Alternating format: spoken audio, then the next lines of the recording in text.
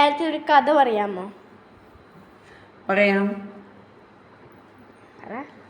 ഏതെങ്കിലും ഒരു കഥ കേട്ടാ മതിയോ?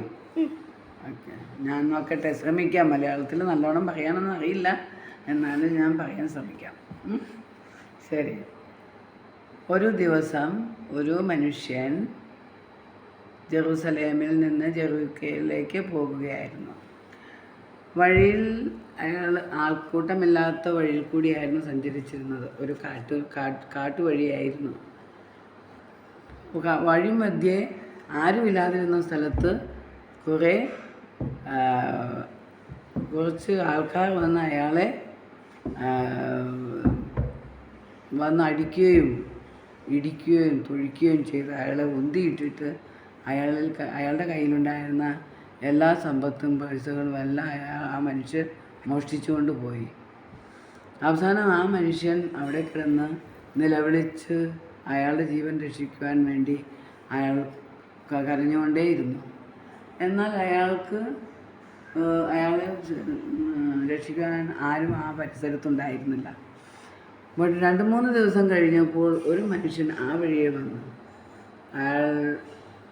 ഈ മനുഷ്യനെ കണ്ട് ഒന്ന് നോക്കിയിട്ട് അയാൾ അവിടുന്ന് സമയമില്ല, എനിക്ക് ഈ മനുഷ്യനൊന്നും ചെയ്യാൻ സമയമില്ലെന്ന് പറഞ്ഞ് അയാൾ ആ സ്ഥലത്തുനിന്ന് പോയി. അത് കഴിഞ്ഞ് ആ വഴിയെ ഒരു പുരോഹിതനും വന്നു. ആ പുരോഹിതനും അയാളെ നോക്കി, ഇയാളുടെ വിലാപം കണ്ടു, ഇയാളുടെ കരച്ചിൽ കണ്ടു. നോക്കി നിന്നിട്ട് അയാളും പറഞ്ഞു, എനിക്ക് സമയമില്ല ഇയാൾക്ക് എന്തെങ്കിലും സഹായം ചെയ്യാൻ എന്ന് പറഞ്ഞ് അയാളും പോയി.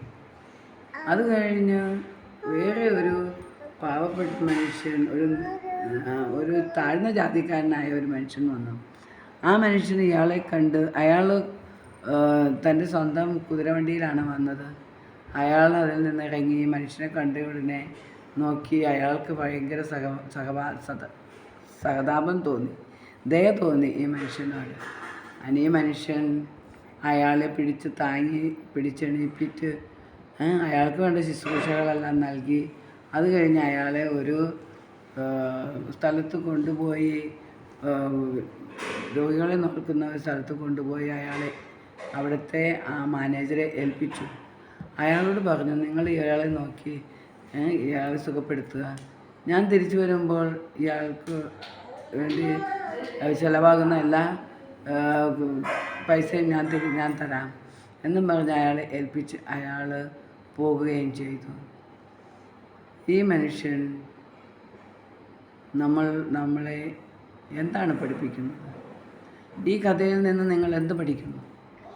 ഈ കഥയിൽ നിന്ന് നമ്മൾ പഠിക്കുന്നത് എന്താണ്? ഒരു നല്ല അയൽക്കാരൻ ആരാണെന്നുള്ള ആ ഒരു ചോദ്യത്തിന് ഉത്തരമാണ്, ആരാണ് നമ്മുടെ നല്ല അയൽക്കാരൻ? ആ പാവപ്പെട്ട ആ താഴ്ന്ന ജാതി മനുഷ്യരാണ് ഇയാൾക്ക് അയൽക്കാരനായി തീർന്നത്. വളരെ നന്ദിയുണ്ട്. നല്ലൊരു കഥ പറഞ്ഞു തന്നതിന് വളരെ നന്ദി.